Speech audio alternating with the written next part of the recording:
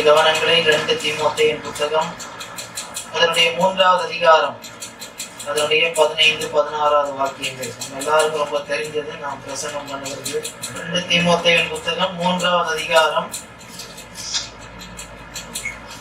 15, 16 வாக்கியங்கள்.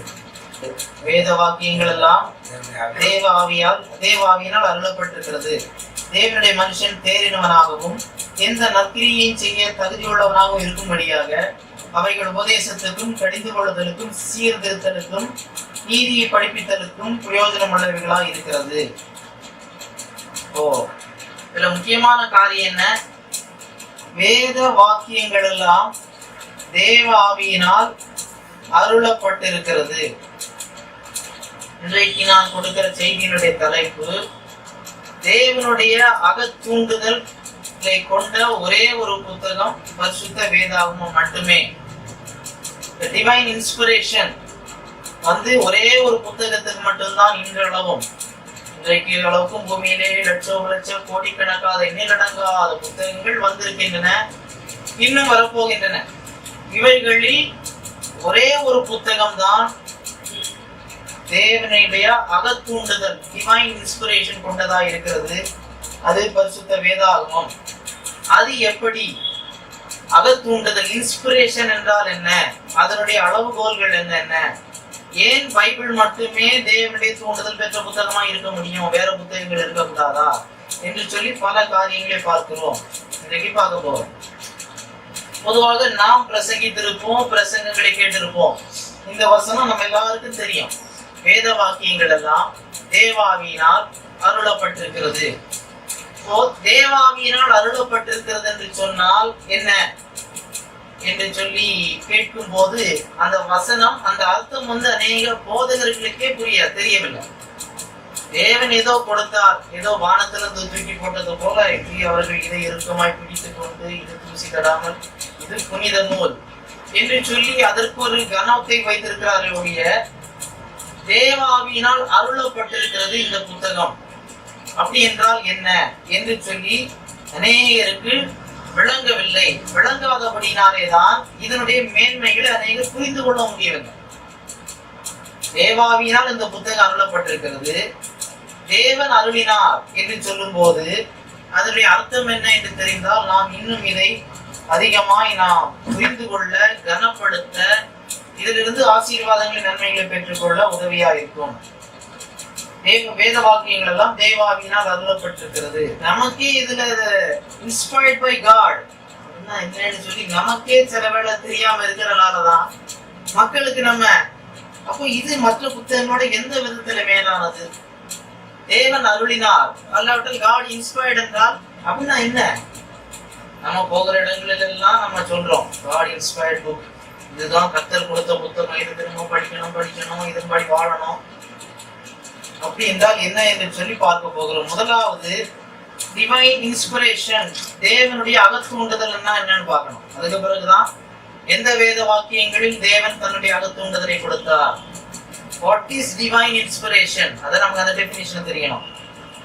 விக்கிபீடியால இருந்து ஒரு ஆர்டிகல் எடுத்தேன். டிவைன் இன்ஸ்பிரேஷன் அவங்க சொல்றாங்க, divine inspiration is the concept of a supernatural force, typically deity, causing a person or people to experience a creative desire. Concept என்னது? ஒரு super natural force, இயற்கைக்கு அப்பாற்பட்ட வல்லமை இல்லாவிட்டால் ஒரு தேவன் என்ன செய்கிறாராம்? ஒரு நபரை ஒரு அனுபவத்திற்குள் நடத்துகிறார். எதற்கு? ஒரு கிரியேட்டிவிட்டி, ஒன்றை உருவாக்குவதற்கு, சிலவற்றை செய்வதற்கு அதுதான் டிவைன் இன்ஸ்பிரேஷன் டெஃபினிஷனா இருக்கிறது. இந்த டிவைன் இன்ஸ்பிரேஷன் இப்ப நம்ம இந்த பைபிள்ல படிக்கிறோம். இங்க நிறைய வசனங்கள் இருக்கு, நான் வரேன். ஆனா தேவ ஆவியினால் அருளப்பட்டிருக்கிறது சொல்கிற ஒரே வார்த்தை இது. அதனாலதான் இங்க இருந்து சொன்னாங்க. இப்போ இது நம்ம கிறிஸ்தவங்க மட்டும்தான் நம்ம சொல்றோம்னு நினைச்சுக்க கூடாது. பல மதங்கள், பல நபர்கள், பல குழுக்கள் தாங்கள் தேவனுடைய அகத்தூண்டுதல் பெற்றவர்கள் என்றும், தங்களை தேவனுடைய தீர்க்கதரிசிகள் என்றும், தங்களுடைய எழுத்துக்களிலே தேவனுடைய வார்த்தைகள் இருக்கிறது என்றும் சொல்லி இருக்கிறார்கள், சொல்லி வருகிறார்கள். நேற்றைக்கு இன்றைக்கு அல்ல, பல ஆயிரம் ஆண்டுகளாய் சொல்லி வருகிறார்கள். இது வெளிப்படுத்தல், ரெவலேஷன் என்கிற அந்த கான்செப்ட், ஒன்றை வெளிப்படுத்துவது. இது அவர் ஒரு காரியத்தை சொல்லி கொடுத்து அதை ஒரு வடிவம் கொடுத்து செய்வதற்கு தூண்டுவது, இதுவும் ஒத்து போகிற காரியங்களா இருக்கும். இப்போ இந்த டிவைன் இன்ஸ்பிரேஷன், தேவனுடைய அகத்தூண்டுதல் என்பது பல மதங்கள் சொல்லி வருகிறார்கள். குறிப்பாக இந்து மதம், யூத மதம், கிறிஸ்தவம், முஸ்லிம், இஸ்லாம், மோர்மோனிசம், பஹாய் ஃபெய்த் போன்றவைகள் இது அதிகமா சொல்லுது. மற்ற அநேக மதங்கள்ல அவங்களுக்கு மத கிரந்தங்களே கிடையாது. அதனால ஒரு என்னது எம்பரர் கல்ட்டும் அந்த மாதிரி சொல்லுவாங்க, பர்சனாலிட்டி கல்ட். அந்த நபர்களுக்கு மட்டும் முக்கியத்துவம் இருக்கும், அவங்களுக்கு அந்த நூல் புத்தகங்கள் ஒன்று இருக்காது. அதனால அந்த நூல் புத்தகங்கள்ல இல்ல. ஆனா சில புத்தகங்கள் மட்டும் சொல்லுது. குறிப்பாக நம்ம பார்க்கும்போது இந்து மதத்துல அநேக இது இருக்குது. இப்போ எதுல வரும்? பகவத்கீதையில வரும். ஏதாவது என்னது, கிருஷ்ணன் என்ன செய்வார், அர்ஜுனனுக்கு கொடுக்குற போதனை. அப்போ அதுல என்ன வரும்? எது நடந்ததோ கீதாசாரம், அது நன்றாகவே நடக்கிறது. எது நடக்க போகிறது நன்றாகவே நடக்கும். அப்பன்னா என்னது, மேல் ஜாதிக்காரன் பிறந்தது அது எது, அது நல்லாதான் நடக்குது. அப்ப கீழ் ஜாதிக்காரன் அப்படி அடிமைப்படுத்தப்படுவது எது இருக்கிறது, அது என்னது, அதுவும் நன்றாதான் நடக்குது. அப்ப அதை என்ன செய்யக்கூடாது, எதிர்க்க கூடாது, கேள்வி கேட்க கூடாது. உன் சகோதரனா இருக்கலாம், எவனா இருக்கலாம், ஆனா நீ அதையெல்லாம் பார்க்க கூடாது என்று சொல்லி கிருஷ்ணருடைய உபதேசமாய் அந்த நூல் அமைகிறது. எல்லாமே நான் தான், என்னிடத்தில்தான் வருகிறது என்று சொல்லி என்று பல காரியங்கள் அது என்னுடைய அகத்தூண்டுதல் என்று சொல்லி அந்த நூல்கள் காணப்படுகிறது. மெசோபொட்டாமியில பல ஆயிரம் ஆண்டுகளுக்கு முன்பு ஒரு காவியம் அல்ட்ராஹசிஸ் என்கிற ஒரு நூலிலே ஒரு தேவதை ஒரு விஷனிலே தோன்றி இதை கொடுத்ததாக எழுதி வைத்திருக்கிறார்கள். பண்டைய கிரேக்கிலோட ஒராக்கிள்ஸ், அந்த சொற்கள், தீர்க்க தரிசனங்கள், அவைகளும் கடவுள் சொல்லதாக சொல்லி இருக்கிறார்கள். இந்து மதத்திலே இசையின் மூலமாக, இசை, சாண்டிங், மந்த்ராஸ், இவைகளின் மூலமாய் தேவனிடத்திலிருந்து அருள் வாக்கு பெற முடியும் என்று சொல்கிற நம்பிக்கை இருந்து வந்திருக்கிறது. குறிப்பாக சரஸ்வதி, சரஸ்வதி, சரஸ்வதி இடத்திலிருந்து வருகிற வாக்குகள் அந்த ஒராக்கிள்ஸ் எல்லாம் அப்படி இருக்கிறதா காணப்படுகிறது. மற்றும் யூத மதம், கிறிஸ்தவ மதம் நமக்கு தெரியும். ஓல்டு டெஸ்டமென்ட் புக்கு மற்றும் புதிய ஏற்பாடுகளை நம்ம பார்க்கிறோம். தேவாவினால் கொடுக்கப்பட்டிருக்கிறதுன்னு நம்ம விசுவாசிகள் அதை தொடர்ந்து பார்ப்போம். இஸ்லாம்ல குரான் அவ்வளவும் தேவனால் கொடுக்கப்பட்டிருக்கிறது. அதிலே பிள்ளை ஒன்றும் கிடையாது, முகமது மூலமாய் கொடுக்கப்பட்டிருக்கிறது சொல்லப்பட்டு வருகிறது. இந்த நாட்களிலே யெகோவா சாட்சிகள் போன்ற கூட்டத்தாரும் அவருடைய தலைவர்கள் அவர்களுக்கு கொடுக்கிற வாக்குகள் எல்லாம் தேவனிடத்திலிருந்து நேரடியாக பெற்றதுன்னு சொல்லுவார்கள். William Branham, Ellen G White அவங்களுக்கு கிடைத்த தரிசனம். இப்படி பலர் சொல்றாங்க, டிவைன்லி ஐ எம் இன்ஸ்பயர்டு, இதை நான் கடவுளிடத்திலிருந்து பெற்றேன். இன்றைக்கும் அநேக தீர்க்கதரிசிகள் என்று சொல்றவர்கள் சொல்லிக் கொடுக்கிறார்கள், நான் ஜெபித்த போது கடவுள் என்னிடம் பேசினார், தரிசனத்தை பார்த்தேன், தூதன் பேசினார். அப்போ பைபிள்ல இந்த ஒரு வார்த்தை மட்டும் தேவனால் அருளப்பட்டிருக்கிறதுன்னு சொல்லல, இப்படி அநேக கூட்டத்தார் சொல்லுகிறார்களே. அப்படி என்றால் இவ எல்லாவற்றின் மத்தியிலே இந்த ஒரு புத்தகம், அதாவது 66 புத்தகங்கள் அடங்கி இந்த ஒரு நூல் மட்டுமே தேவனுடைய வார்த்தை என்று சொல்லி நாம் எப்படி நிரூபிக்க போகிறோம்? இப்போ தேவனுடைய அகத்தூண்டுதல் என்றால் என்னவென்று சொல்லி பார்த்து விட்டோம். இனிமேல் பைபிளுடைய அகத்தூண்டுதல், அகத்தூண்டுதல்னா என்னன்னு பார்க்க. பைபிளுடைய அகத்தூண்டுதல் என்றால் என்ன? வேத வாக்கியங்கள் தேவாவியினால் அருளப்பட்டிருக்கிறது.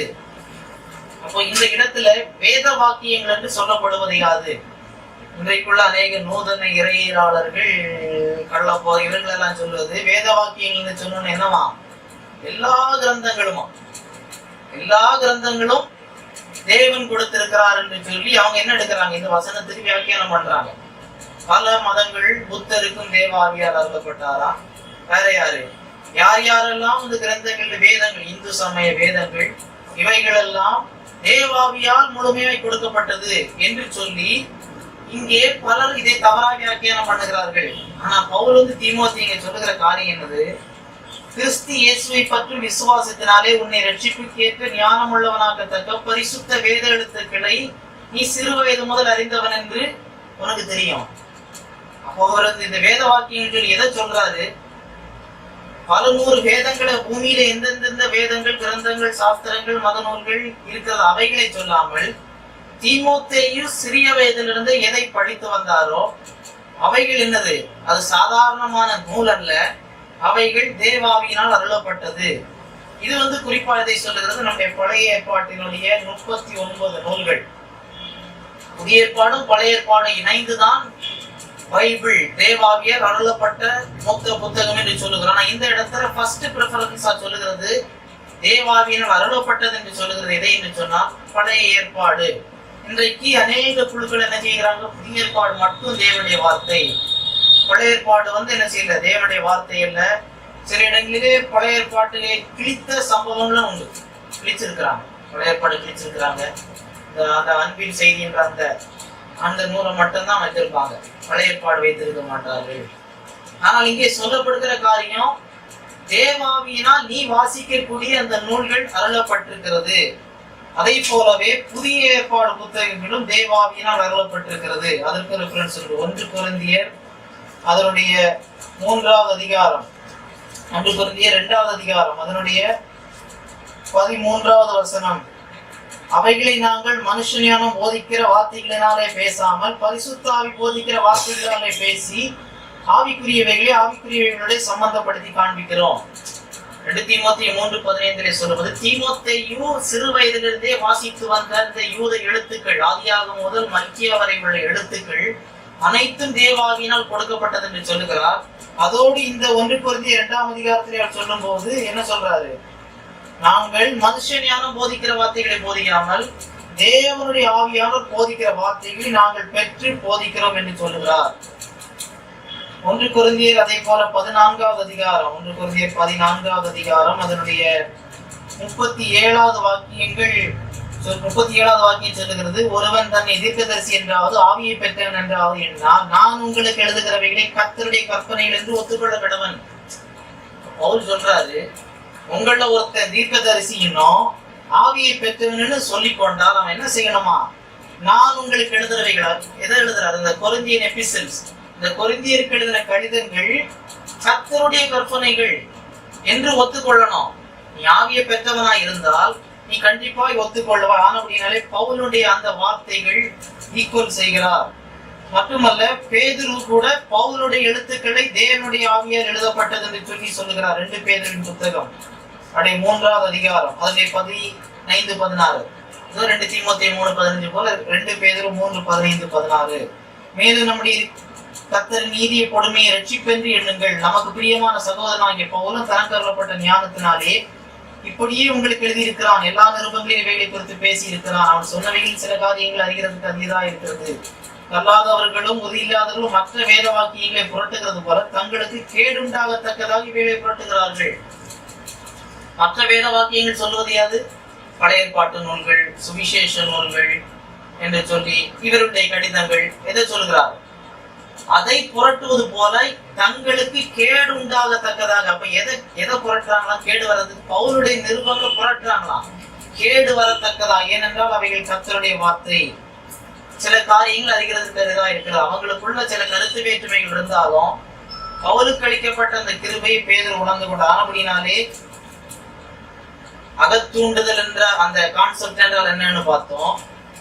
எவைகளெல்லாம் அகத்தூண்டுதல் பெற்ற புத்தகங்கள் என்று சொல்லி நாம் பார்த்து விட்டோம். பழைய ஏற்பாட்டில் 39 புத்தகங்களும் புதிய ஏற்பாட்டில் 27 புத்தகங்கள் அடங்கிய அந்த 66 புத்தகங்கள் மட்டுமே தேவனுடைய அகத்தூண்டுதல் பெற்ற புத்தகங்களா இருக்கிறது. அப்போ அது பரவாயில்ல, அகத்தூண்டுதல் பெற்றவைகளா இருக்கிறது. அப்ப இதுல சில காரியங்களை சொல்றாரு. அவைகள் உபதேசத்துக்கும் கடிந்து கொள்ளுதலுக்கும் சீர்திருத்தலுக்கு நீதியை படிப்பித்தலுக்கும் எதிரைகளா இருக்கிறது. 4 காரியங்கள். அவைகளை இன்றைக்கு நான் பேச வரவில்லை. முதலாவது உபதேசத்துக்கும் அப்படின்னா வாட் இஸ் ரைட், சரி என்ன. கடிந்து கொள்ளுதல், வாட் இஸ் ராங், தவறு என்ன. சீர்திருத்தல், how to get right, எப்படி சீர் செய்வது. நீதியை படிப்பிக்குதல், how to stay right. இந்த 4 காரியங்களும் நமக்கு சரியா இருக்க வேண்டும் என்று சொன்னால் இந்த 66 புத்தகங்கள் அடங்கிய இந்த லைப்ரரி நமக்கு அவசியம். அப்போ இந்த ஒரு அவுட்லைன் நம்ம போட்டுட்டோம். அப்ப இந்த இடத்துல இந்த வார்த்தை என்ன சொல்லுகிறது? 2 தீமோத்தேயு 3:16 இன்ஸ்பிரேஷன். தமிழ்ல சரியா இதை மொழிபெயர்க்கல. அன்றைக்குள்ள தமிழ் மொழிபெயர்ப்பாளர்களுக்கு தெரியல என்னதோ தேவாவியால் அருளப்பட்டிருக்கிறது. அப்ப நம்ம என்ன நினைக்கிறோம்? அருளப்பட்டதுன்னு சொன்ன உடனே வரத்தை அருளினார், இவனுக்கு ஒன்றை அருளினார், ஏதோ அவர் பண்ணி கொடுத்தாரு போல, இப்படி தூக்கி இந்த பைபிளை கொடுத்தாரு போல, இவ்வளவுதான் என்று சொல்லி நம்ம சும்மா பார்க்கும்போது நமக்கு இவ்வளவுதான் தோன்றும். எப்பவுமே நமக்கு இந்த மாதிரி சத்தியங்களை ஆழமா கற்றுக்கொள்ளணும்னு சொன்னா நமக்கு மூலமொழி தெரியும். அதுக்கு நீங்க இப்ப மூலமொழி படிக்கணும்னே அவசியம் இல்லை. இந்த கம்ப்யூட்டர் மொபைல்கள்ல ஈஸ்வார்டுங்கிற சாஃப்ட்வேர் வருது. அதுலயே என்ன செய்யறாங்க, இலவசமாய் பைபிள்கள் கமெண்ட்ரி எல்லாம் கொடுக்குறாங்க. அந்த பைபிள் கொடுக்கும்போதே ஸ்ட்ராங்ஸ் நம்பர்ஸ் போன்ற நம்பர்கள், கிரேக்க எல்லாம் ஒவ்வொரு வார்த்தைக்குரிய கிரேக்க பதம், எபிரேய பதம் கொடுக்குறாங்க. அதனால நமக்கு இந்த மொழி ஒன்றும் படிக்கணும். அதை போய் தட்டுனாலே 3 நிமிடத்திலே எல்லாத்தையும் அறிந்து விடலாம். Inspiration, all scripture is inspired by God. எல்லா வேத வாக்கியங்களும் தேவாவியால் அருளப்பட்டிருக்கிறது. திருவிவிலியம் சொல்லுகிறது, மறைநூல் அனைத்தும் கடவுளின் தூண்டுதல் பெற்றுள்ளது. அப்ப இந்த வார்த்தைக்கு அர்த்தம் என்ன என்று பார்க்கும்போது, தியோபினிஸ்டஸ், THEOPNEUSTOS, தியோபினிஸ்டஸ், இந்த வார்த்தையை தான் பவுல் உபயோகப்படுத்துகிறார். இந்த வார்த்தையினுடைய தியோஸ்னா நமக்கு தெரியும், காட்.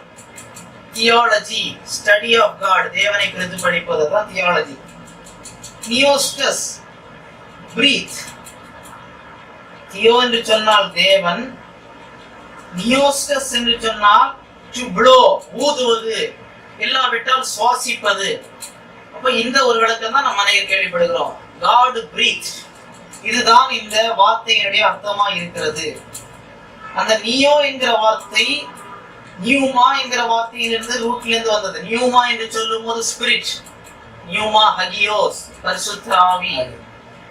நியூமா என்கிற வார்த்தையிலிருந்து வந்ததுதான் என்னது, ஆமா, நியூ என்ற வார்த்தை, நியூமா என்ற வார்த்தையில் வந்ததுதான் நியோ, டு பிரீத். அப்ப யார், தேவ ஆவியினால் அருளப்பட்டிருக்கிறது. அப்ப தேவனுடைய ஆவியானவர் பிரீத். அப்போ அவைகளை ஊதினார் என்று சொல்லி இந்த வார்த்தை இப்படி சொல்லுகிறது என்று சொல்லி நாம் பார்க்கிறோம். இதனுடைய அர்த்தம் என்ன, தேவன் ஊதினாரா? இந்த வார்த்தையினுடைய அர்த்தம் காட் பிரீத். தேவன் ஊதினாருன்னு அர்த்தமா? யாருக்கு ஊதினாரு? ஒவ்வொருத்தர் எழுதுறவங்களுக்கு ஊதின ஒண்ணு அவங்க ஏதோ நமக்கு ஒரு இது வருதுன்னு சொல்லி எழுதுனாங்களா? அப்படி கிடையாது. காட் பிரீத் என்று சொல்லுவது காட் ஒரிஜினேட்டட். எப்பவுமே இந்த பைபிளை நம்ம படிக்கும் போது எபிரேய கலாச்சாரத்துக்குள்ள போயிடும். அப்ளிகேஷன், அதை இந்திய ஜனங்களுக்கு சுவிசேஷம் சொல்லும் போதுதான் இந்திய முறைமையில சொல்லணும். இதை புரிந்து கொள்ளும் போதே இந்திய முறைமையிலிருந்து புரிந்து கொண்டா துருபதேசத்துல போகும். யூதர்கள் தேவனால் தெரிந்து கொள்ளப்பட்டவர்கள், கிறிஸ்து யூதர்களிடத்தில் பிறந்தார். இதை எழுதின எல்லோரும், லூக்காவை தவிர, ஒருவேளை மார்க்கு கிரேக்கன் என்று சொல்லுகிறார்கள், அவர்களை தவிர அனைத்துவரும் யூதர்களே, யூத கலாச்சாரத்தில் வளர்க்கப்பட்டவர்கள், எழுதினது யூத எழுத்துக்கள். அப்போ காட் பிரீத்னு சொன்னா நம்ம என்ன நினைப்போம், ஆண்டவர் ஊதுனாரு, ஒருத்தனுக்கு அப்படி வாயில பூன்னு ஊதுனவொன்னு அவனுக்கு கொஞ்சம் ஒரு என்ன கிடைச்சிட்டு, அகத்தூண்டுதல் பெற்றுட்டான், ஒளி பெற்றுட்டான்னு நம்ம நினைப்போம். நம்ம இந்திய கலாச்சாரத்துல, எபிரேயர்கள்ட்ட போய் காட் பிரீத்னு சொன்னது, மனிதனுக்கு என்ன செய்தார் ஆண்டவர், ஊதினார், மனிதன் ஜீவாத்மானான். அவர் ஊதின உடனே ஒன்று என்ன செய்தது, உருவானது, புதியதாய் உருவானது. ஊதின உடனே அப்படின்னு நம்ம பறக்கல. அப்போ காட் பிரீத்னு சொன்ன உடனே, காட் பிரீத்னு நாஸ்ட்ரில்ஸ் ஆஃப் மேன், அப்படி நாசியிலே தம்முடைய சுவாசத்தை ஊதினார், அவன் ஜீவாத்மாவானான். அதை போலவே என்ன செய்யறார் ஆண்டவர், இப்போது என்ன செய்கிறாரு, அவர் ஒரு புதிய காரியத்தை அவர் உருவாக்குகிறார். உருவாக்கின உடனேதான் இந்த பரிசுத்த வேதாகமும் நமக்கு வந்திருக்கிறது. மனிதனுக்கு பரிசுத்த ஆவியானவர் மூலமாய் தன்னுடைய வெளிப்பாடுகள் அனைத்தையும் உருவாக்கி கொடுக்கிறார். மனிதனுக்கு தேவையான எல்லாவற்றையும் உருவாக்க வேண்டும். தன்னை குறித்து, படைப்பை குறித்து, பாவத்தை குறித்து, எது எதெல்லாம் மனுஷனுக்கு தேவையோ இவைகள் தேவன் கொடுக்க வேண்டும் என்று சொல்லி அவரே இதை புதியதாய் கிரியேட் செய்கிறார் என்று சொல்லி நாம் புரிந்து கொள்ள வேண்டும். இதுல 2 வித்தியாசம் உண்டு. ஒன்று வார்த்தையாகிய கிறிஸ்து, இன்னொன்று வார்த்தையாகிய பரிசுத்த வேதாகமம். ரெண்டையும் நம்ம போட்டு குழப்பக்கூடாது. வார்த்தையாகிய கிறிஸ்து முழுமையான மெய்ப்பொருள், சகலமும் இருக்குது. இந்த பரிசுத்த வேதாகமத்தில் அனைத்தும் இல்லை, நமக்கு தேவையானவை இருக்கு. எப்பவுமே Bible is not greater than God. எப்பவுமே நம்ம புரிஞ்சுக்கணும், God is greater than Bible.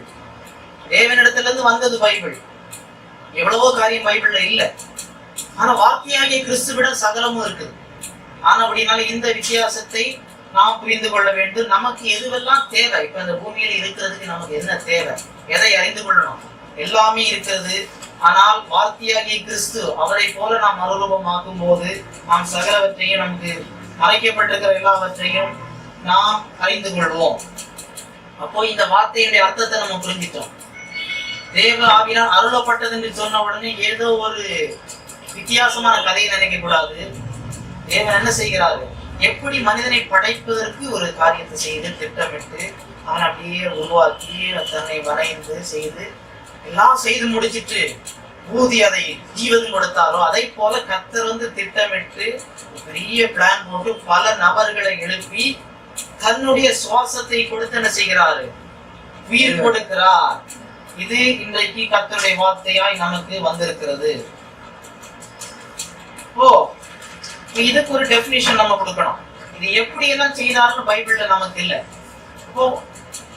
What is mean by inspiration of God?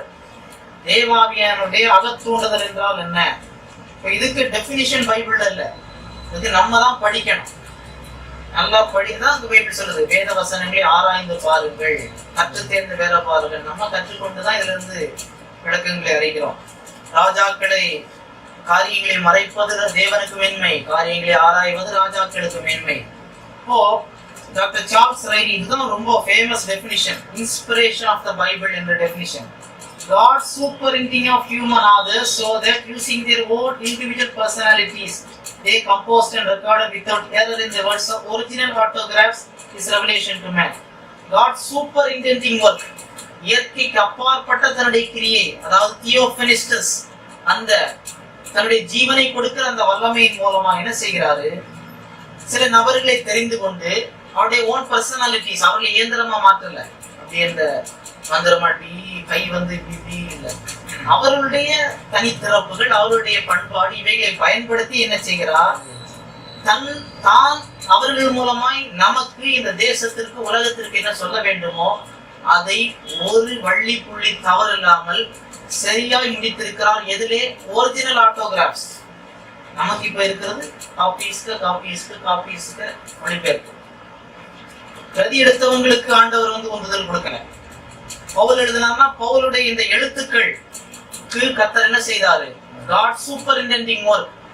இதுதான் definition of inspiration of God, தேவனுடைய அகத்தூண்டுதல் என்பதனுடைய டெஃபினிஷன். இன்னொரு டெஃபினிஷன், இது டாக்டர் வெயின் குரூடம் சிஸ்டமேட்டிக் தியாலஜி, பெரிய புத்தகம், 1000 பக்கத்துக்கு மேல இருக்கு. அநேகர் சிஸ்டமேட்டிக் தியாலஜி எழுதியிருக்கிறாங்க. சிஸ்டம் தியாலஜியில பல வகை உண்டு. பிப்ளிக்கல் தியாலஜி ஒரு ஸ்ட்ரீம் உண்டு. ஆதியாகமத்தில் உள்ள இறையியல் என்ன போதனை, தேவனை குறித்து ஆதியாகமம் என்ன சொல்லுது, ஹோல் கான்செப்ட் ஆஃப் ட்ரினிட்டி அதுல ரொம்ப தெரியாது. ஹெல்லை பற்றி ஆதியாகமத்திலிருந்து நம்ம படிக்க முடியாது, நரகத்தை பற்றி, பரலோக பாக்கியங்களை பற்றி படிக்க முடியாது. இப்போ ஆதியாகமத்தில் உள்ள இறையியல் யாத்திராகும் அப்படி கடைசியில வெளிப்படுத்தல் வரும்போதுதான் நமக்கு ஒரு பெரிய ஃபுல் பிக்சர் கிடைக்கும். அது பிப்ளிக்கல் தியாலஜி. இதுக்கு சிஸ்டமேட்டிக் தியாலஜிம்பாங்க. காடை பற்றி எல்லா பைபிளோட அவ்வளவு வசனங்களை எடுத்து study of God theology proper, study of Bible bibliology, ஒரு 8-9 ஸ்ட்ரீம் உண்டு. அப்ப இதுல 5வது சாப்டர்ல அவர் டெஃபினிஷன் கொடுக்கிறார். The inerrancy of the scripture means that scripture in the original manuscripts does not affirm anything that is contrary to the fact. அப்போ சத்தியத்திற்கு மாறாய் ஒரு காரியமும் இந்த புத்தகத்திலே இல்லை, இது தேவனுடைய வேலை என்று சொல்லி இவர் டெஃபினிஷன் கொடுக்கிறார். இன்னும் 2-3 டெஃபினிஷன் இருக்கிறது, அவைகள் நமக்கு நேரம் இல்லாதபடினா இந்த 2 போதும். அப்போ நம்ம எதனெல்லாம் பார்த்துட்டோம், தேவனுடைய அகத்தூண்டுதல் என்றால் என்னவென்று சொல்லி பார்த்து விட்டோம். அது பைபிளிலே தேவனுடைய அகத்தூண்டுதல் என்றால் என்ன என்று சொல்லி பார்த்து விட்டோம். இன்ஸ்பிரேஷன் வார்த்தையுடைய அர்த்தம் என்ன என்று சொல்லி நாம் பார்த்து விட்டோம். இனிமேல் தான் நம்ம ஒரு முக்கியமான காரியங்கள் நம்ம பார்க்க போறோம். இதை எப்படி செய்தார் ஆண்டவர்? ஆண்டவர் என்ன செய்திருக்கிறாரு, எப்படி மனிதனை படைத்து ஊதி அவனுக்கு உருவம் கொடுத்து செய்து முடித்தார், அதை போல தன்னுடைய வார்த்தையால் இதை செய்து முடித்திருக்கிறார். இதை எப்படி செய்தார்? அது பைபிள்ல இல்ல. இது பைபிள்ல இல்ல, செய்தார்னு இருக்குது. எப்பவுமே நம்ம பைபிள் படிக்கும் போது how God did that ன்னு இருக்காது. எப்படி செய்தாரு, எப்படி வானத்தையும் பூமியையும் படைத்தாரு, ஒரு நாள்ல 24 மணி நேரம் டைம் பீரியட்ல படைச்சாரா, பல இப்போக்குன்னு சொல்லுவாங்க. அந்த ஒரு டிஸ்கிரிப்ஷனே இருக்காது. படைப்பு, விழுகை, விருந்து எல்லாம் 11 அதிகாரத்தில் அவ்வளவும் சுருங்கி முடிஞ்சிட்டு. அவர் செய்தார். அவருக்கு எவனுக்கும் நான் இப்படியாக செய்தேன்னு நிரூபிக்க வேண்டிய அவசியம் இல்லை. அவர் விருப்பப்பட்டார், அவர் செய்தார், அவ்வளவுதான். விசுவாசித்து ஏற்றுக்கொள்ள வேண்டும். ஏன் செய்தார்னு பைபிள் இருக்குது. ஏன் மனிதனை படைத்தார், ஏன் பாவத்தில் விழுந்தார், ஏன் இந்த பூமி இப்படி இருக்கிறதுன்னு இருக்குது. அதை போலதான் இந்த வசனத்திலையும் எப்படி இந்த அகத்தூண்டுதலை கொடுத்தாருன்னு இல்ல, ஏன் கொடுத்தார், ஏன் கொடுத்தாருன்னு கீழே இருக்குது. தேறினவனாகணும், உபதேசத்தில் என்னது கடிந்து கொடுத்து இவைகளுக்கு வேண்டி என்ன செய்திருக்கிறாரு, கொடுத்திருக்கிறார். எப்படி கொடுத்தாருன்னு இல்ல, ஏன் கொடுத்தாருன்றதுல நமக்கு கருத்து வித்தியாசமே வரக்கூடாது. இதுக்கு அதுக்கும் கொடுத்திருக்கலாம், நமக்கு அறிவுக்கு மட்டும், நாலேஜுக்கு மட்டும் கொடுத்திருக்கலாம். அதுல நம்ம காம்ப்ரமைஸ் பண்ணவே கூடாது. ஏன் என்று வரும்போது பைபிள் எல்லா காரியத்திலையும் தெளிவா இருக்குது. ஏன் மனிதனை படைத்தார்? சில துருபதேச குழுக்கள் சொல்லுகிறது தனக்கு ஈக்குவலா ஒருத்தன் இருக்கணும் படைத்தார். இல்லை, அப்படி சொல்லல. தன்னுடைய என்ன எதுக்கு படைத்தார்? தன்னுடைய மேன்மைக்காக, தன் துதியை சொல்லி வர, தன் புகழை சொல்லி வர என்று சொல்லி பல காரியங்களை பார்க்கிறோம். ஏன் என்று வரும்போது பைபிளுக்குள்ளே நிக்கணும். எது பைபிளை தாண்டி நம்ம போகக்கூடாது. ஏன் பைபிள் ஆண்டவர் இதை செய்தாரு, ஏன் எகிப்தியருக்கு மேல அந்த வாதையை வர பண்ணார், நம்ம பைபிளை நல்லா படிச்சா தெரியும். ஏன் அந்த கானானிய நாடுகளிலிருந்து விரட்ட செய்தார், ஏன் அக்கினியை வருவித்தார், ஏன் நரகத்தை வைத்திருக்கிறார், ஏன் என்ற கேள்விக்கு எல்லாம் பைபிள் இருக்குது. எப்படி செய்தார் என்கிறது, ஏன் எப்படி செய்ய போகிறார் என்பதற்கு பதில் இல்லை. அதுல நம்ம கொஞ்சம் ஆராய்ந்து பார்க்கலாம். இதுல பல தியரி இருக்குது. எப்படி இவைகளை கொடுத்தார், அது முழுமையா கொடுத்தாரா, கொஞ்சம் கொடுத்தாரா, கொஞ்சம் வார்த்தை மட்டும்தான் தேவன். நம்ம படிக்கிறோம் எல்லா வேத வாக்கியம் என்று படிக்கிறோம். அப்போ இதுல ஒரு எத்தனை தியரி இருக்குது? ஒரு 7 முக்கியமான தியரி. அதை சுருக்கமா சொல்றேன். முதலாவது இன்ட்யூஷன் தியரி என்று சொல்லி முதலாவது ஒரு தியரி, உள்ளுணர்வு. இந்த தியரியை நம்புறவங்க என்ன சொல்றாங்கன்னா, தேவன் என்ன செய்தாராம், அந்த எழுதின 40 பேர் இருக்கிறாங்க இல்லையா, 40 பேருக்கு ஒரு உணர்வை கொடுத்தாராம். என்ன மாதிரி உணர்வு? இதையெல்லாம் எழுதணும், இப்படி செய்யணும், இப்படி செய்யணும், தேவனை குறித்த காரியங்கள், இந்த பைபிள்ல சொல்லப்படுகிற ஒவ்வொரு காரியத்தை பற்றியும் ஒரு உள்ளுணர்வு இருதயத்துல கொடுத்தாராம். அப்ப இந்த உள்ளுணர்வு கோட்பாடுபடி இந்த புத்தகம் தேவனால் கொடுக்கப்பட்டது அல்ல, இந்த புத்தகத்தை எழுதியவருடைய வார்த்தைகள் மட்டும்தான் தேவனால் கொடுக்கப்பட்டது. இது சரின்னு நம்ம எடுத்தா இன்னைக்குள்ள நிறையவனை சொல்லலாம், என் மனதில் உள்ளதெல்லாம் தேவன் கொடுத்ததுதான். இதை சொல்லுகிறவங்க இது தப்புவா இருக்கும். இவங்க இருதயத்துல கொடுத்த வார்த்தைகள் எல்லாம் அவங்க இருதயத்துலதான், மனதுலதான் இந்த வார்த்தைகளை கொடுத்தார், அதுதான் சரியா இருக்கும் என்று சொல்லி இதை சொல்லுகிறார்கள்.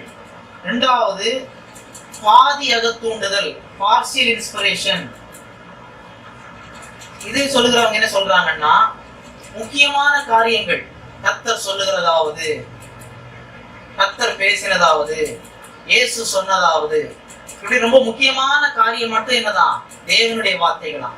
மீதெல்லாம் இவங்க எழுதுனது என்னவா, அது இவங்களுடைய என்னதான் கற்பனை, இவங்களுடைய சுய இதுல அவங்க என்ன செய்திருக்கிறாங்க, எழுதியிருக்கிறாங்களா. மூன்றாவது நியோ ஆர்த்தடாக்ஸ் கோட்பாடு. ஆர்த்தடாக்ஸ் என்று சொல்வது முழுமையான, சரியான. இது என்ன சொல்ல, நியோ ஒரு அட்வான்ஸ்டு, புதிய கோட்பாடு என்று சொல்லலாம்.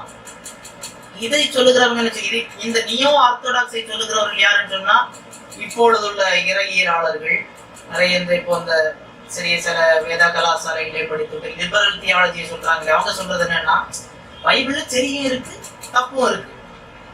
சரியும் நிறைய இருக்குது, அதை எவனாலையும் சொல்ல இல்ல முடியாது, சொன்ன மாட்டிக்கிடும். அதனால சரியும் இருக்குது, தவறும் இருக்குது. ஆனா அப்படின்னாலே நம்ம எதை சரின்னு எடுத்துக்கிறோமோ நமக்கு வாழ்க்கைக்கு அது மட்டும்தான் சரி. இதில் உள்ள எல்லாம் சரியணும், எல்லாத்தின்படியும் வாழ வேண்டும் சொல்லி நம்ம நினைக்க கூடாது என்று சொல்லி இதை நம்புகிறவர்கள் சொல்லுகிறார்கள். நான்காவது நேச்சுரல் இன்ஸ்பிரேஷன், இயற்கை என்னது அகத்தூண்டுதல் கோட்பாடு. இதனுடைய இது என்னது, இந்த பைபிள்ல எந்த புத்தகமே தேவன் கொடுத்ததல்ல. மற்றபடி யாரு ஷேக்ஸ்பியர் எழுதுனது போலையும் பிளேட்டோ எழுதுனது போலையும் பல கவிதைகள் போல நீதிமன்றம் எழுதுனாங்க. இது என்ன ஆயிட்டு காலப்போக்கில் ஹிட் ஆயிட்டு. இது என்ன ஆயிட்டா ஹிட் ஆயிட்டு. அநேக மக்கள் இதுல கவலைப்பட்டு படிக்க தொடங்கிட்டாங்க. அதுக்கு பிறகு இது வந்து தேவனுடைய வார்த்தையை அங்கீகரிக்கப்பட்டு என்ன செய்யறாங்க, இதுல நல்லா இருக்குது, நல்ல கவிதை இருக்குது, நல்ல சரித்திரம் இருக்குது, நல்ல யுத்தங்கள் இருக்குது, நல்ல போதனை இருக்குது, பலதை போல இதுலயும் இருக்குது. ஆனா இது கொஞ்சம் பிரபலமாயிட்டு இதை சொல்லுகிறார்கள். ஐந்தாவது கான்செப்சுவல் இன்ஸ்பிரேஷன், கருத்துரு கோட்பாடு. கருத்துரு கோட்பாடு என்று சொல்வது இதில் உள்ள எல்லா வார்த்தைகளும் தேவன் கொடுத்தாருன்னு சொல்லக்கூடாதான். எதுதான் தேவனுடைய வார்த்தையா? கான்செப்ட். தேவன் இருக்கிறார், அது ஒரு கான்செப்ட். தேவன் ஒருவரே ஒரு கான்செப்ட். இப்படி பல கான்செப்ட் இருக்கிறது. பரலோக நரகம். அப்ப அந்த கான்செப்ட், அந்த கருத்தியல்கள் மட்டும் சரி, இந்த வார்த்தைகள் எல்லாம் சரியில்லை. அந்த மனிதர்களுக்கு இந்த 40 பேருக்கு என்ன கொடுத்தாரு? அந்த கருத்தை கொடுத்தாராம். எரேமியாவிற்கு வரப்போகிற அந்த அழிவு, எசேக்கியேலுக்கு அழிவு, தானியேலுக்கு தீர்க்க தரிசனம், எல்லா வார்த்தைகளையும் நம்ம பார்க்க கூடாது. ஒரு நல்ல கருத்தை அவங்க மனசவை இவங்க கருத்தை என்ன செய்தாங்க, டெவலப் பண்ணி எழுதி கொண்டார்கள் என்று சொல்லுகிறார்கள். இவைகள் பைபிளுக்கு அப்பாற்பட்ட துர்போதனையா இருக்கிறது. ஆறாவது டிக்டேஷன் தியரி. டிக்டேஷன் சொன்னா தமிழ்ல என்ன சொல்லுவோம்? Dictation theory. இது கொஞ்சம் கூட, இது யாருன்னு சொன்னா ரொம்ப இந்த ஃபண்டமெண்டலிஸ்ட். அவ்வளவும் சரி. எப்படி சரியா அவரு சொல்ல அவர் ஒரு இவருடைய நம்பிக்கை என்னவென்று சொன்னால், இவர்கள் எழுத ஆரம்பிக்கும் போது தேவன் இவர்களை ஆட்கொண்டு விடுவாராம். இவங்க ஒன்னும் நினைக்க முடியாதான், இவங்க ஒன்னும் சிந்திக்க முடியாதான். ஒரு ரோபோ இயந்திரத்துக்கு நம்ம ஒரு கமாண்ட் கொடுத்து என்ன செய்யும், அதை போல இவங்க அப்படியே எழுதிக்கிட்டே இருந்தாங்க. இவங்க அறிவும் கிடையாது, இவங்க அறிவை பயன்படுத்தலையா, இவங்களுடைய சித்தத்தை பயன்படுத்தலையா. இவர்கள் அந்த வார்த்தை வருவது போல இந்த டிரான்ஸ்ன்னு சொல்லுவாங்க இல்லையா, சுய நினைவுகள் வந்து இந்த போதையில எல்லாம் போனா அவங்களுக்கு சுய நினைவு தெரியாது, வேற ஏதோ ஒரு கட்டுப்பாட்டு இருப்பாங்க. அதை போல தேவன் செய்தி எழுத வைத்தது. இது வந்து ஒரு பக்கம் கேட்கறதுக்கு இதை சரியென்று நிரூபிக்க மேற்பட்டாலும் பைபிளுடைய போதனை இதுவல்ல. நான் போன இதுலதான் சொன்னேன்னு நினைக்கிறேன். தேவனுடைய ஆவியானவர் நிரப்புவார், சாத்தான் தான் பிடிப்பான். அவர் எப்போதும் மனுஷனுடைய ஆழ்த்தத்துவத்தை டச் பண்ண மாட்டார், சுய சித்தத்தை டச் பண்ண மாட்டார், அவனை தடை செய்ய மாட்டார். ஆனா அப்படின்னாலே பைபிளுடைய போதனைக்கு எதிரானது இந்த கோட்பாடு. கடைசியான 7வது தான் சரியானது, வெர்பல் பிளனரி இன்ஸ்பிரேஷன், முழுமையான தேவனுடைய அகத்தூண்டுதல்.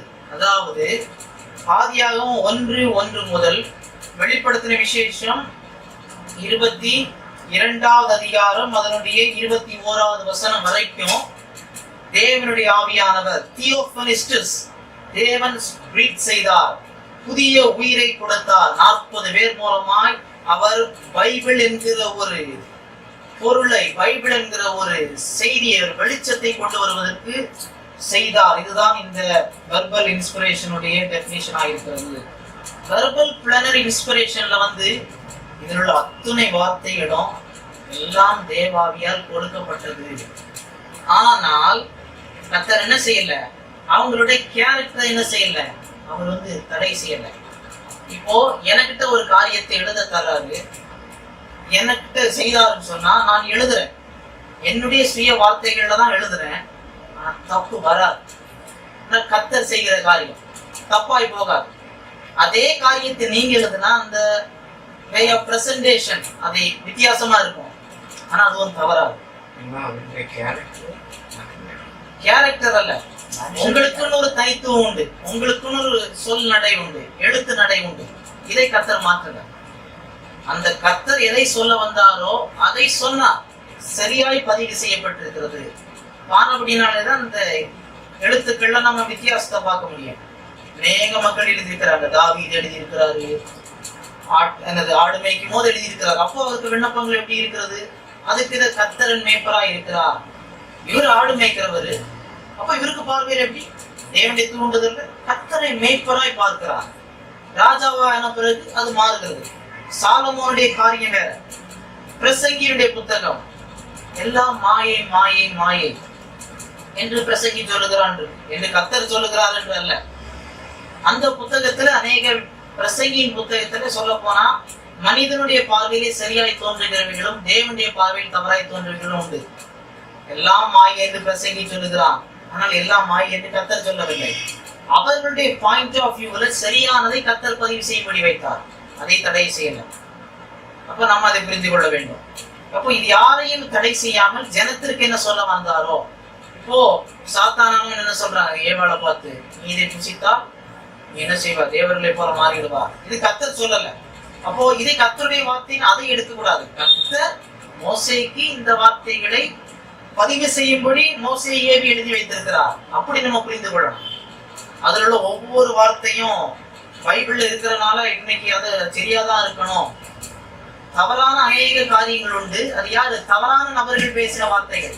அதை அப்படியே வழி திருத்தாம எழுதி வைத்திருக்கு, கூட்டி குறைக்காம அவன் சொன்னதுல கொஞ்சம் மாற்றி தவறான காரியங்கள் பதிவு செய்யப்பட்டிருக்கிறது. எதற்கு, நாம் புரிந்து கொள்ளணும் சரியை தவிர அதை அப்படியே பதிவு செய்திருக்கிறார்.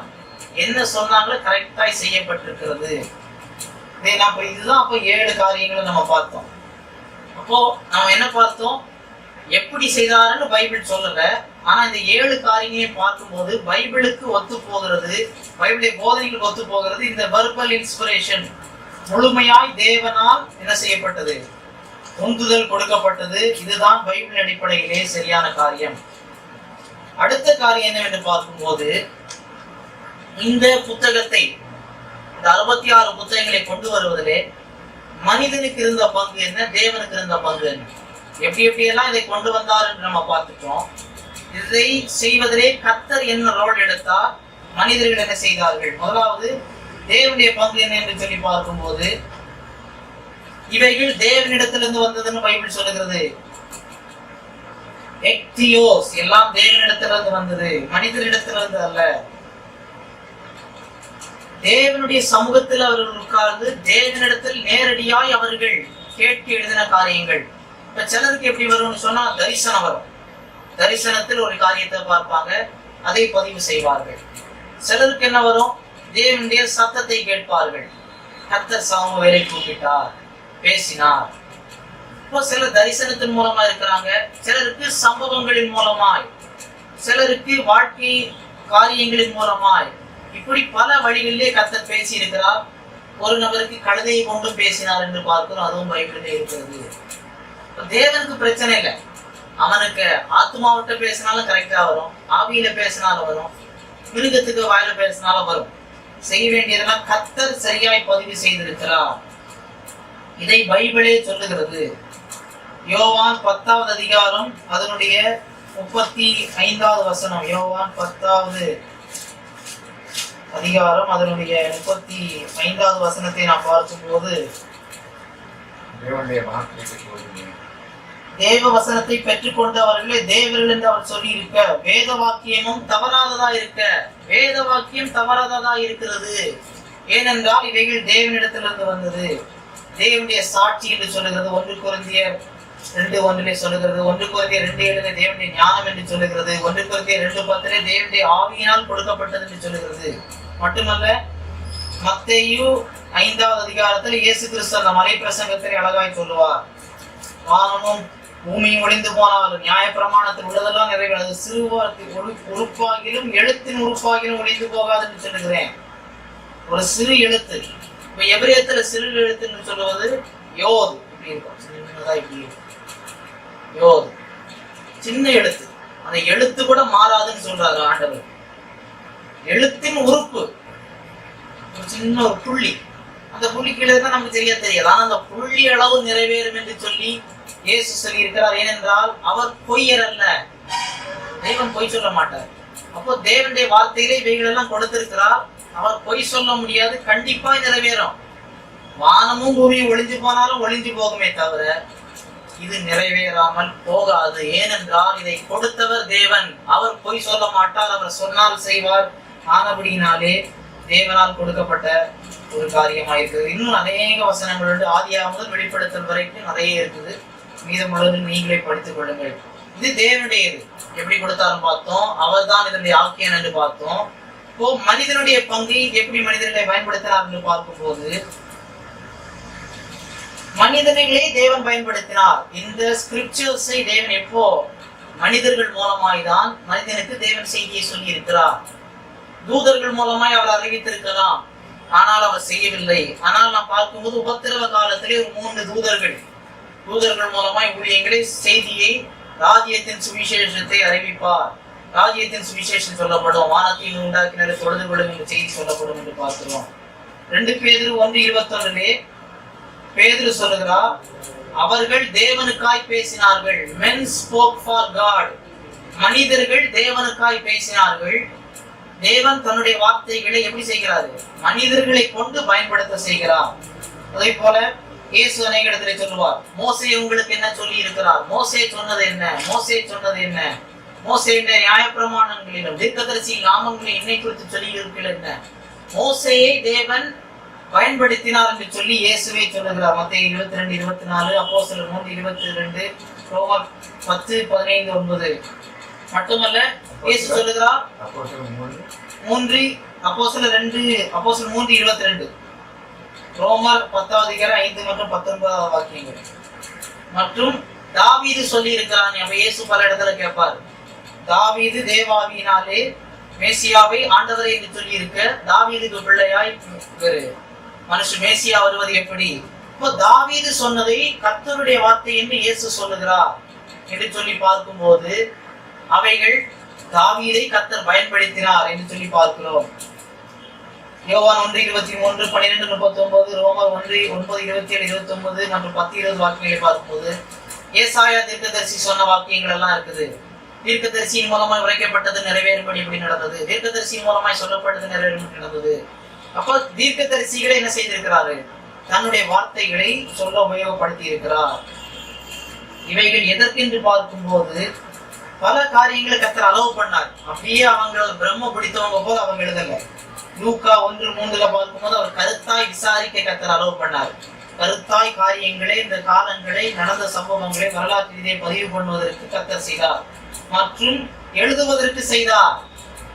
இப்ப கர்த்தர் என்ன செய்யல?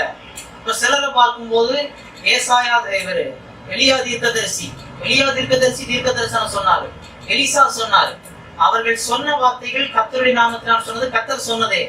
ஆனால் அவைகளை எழுதும்படி கர்த்தர் அவர்களுக்கு ஏவுதல் கொடுக்கல. கழுதை மூலமும் பேசினார், ஆனா கழுதை எழுத வைக்கல. கர்த்தர் முதலாவது பேசுகிறார், பலர் மூலமாய் பேசுகிறார். அவற்றில் ஒரு கூட்டத்தாரை தெரிந்து கொண்டு பேசப்பட்ட வார்த்தைகளை எழுதப்படவும் வைக்கிறார் என்று சொல்லி பார்க்கிறோம். லூக்கா 1:3 பார்க்கும்போது வரிசை கிரமமாய் நாம் எழுத வேண்டும் என்று சொல்லி எல்லாவற்றையும் அப்படி கர்த்தர் செய்கிறார், அலோவ் பண்ணுகிறார். மற்றும் ஒரு முடிவுரை, இது எந்த நோக்கத்திற்கு எழுதப்பட்டது, இவைகள் எல்லாம் கர்த்தர் செய்யும்படி செய்கிறார். யோவான்ல வரும், நீங்கள் இயேசுவை தேவகுமாரன் விசுவாசிக்கணும், அவருடைய நாமத்திலான தீஜீவனை பெற்றுக்கொள்ளும்படியாக தான் இவைகள் எழுதப்படுகிறது. அந்த எழுதப்படும் நோக்கத்தையும் கர்த்தர் என்ன செய்திருக்கிறாரு? பதிவு செய்து வைத்திருக்கிறார்.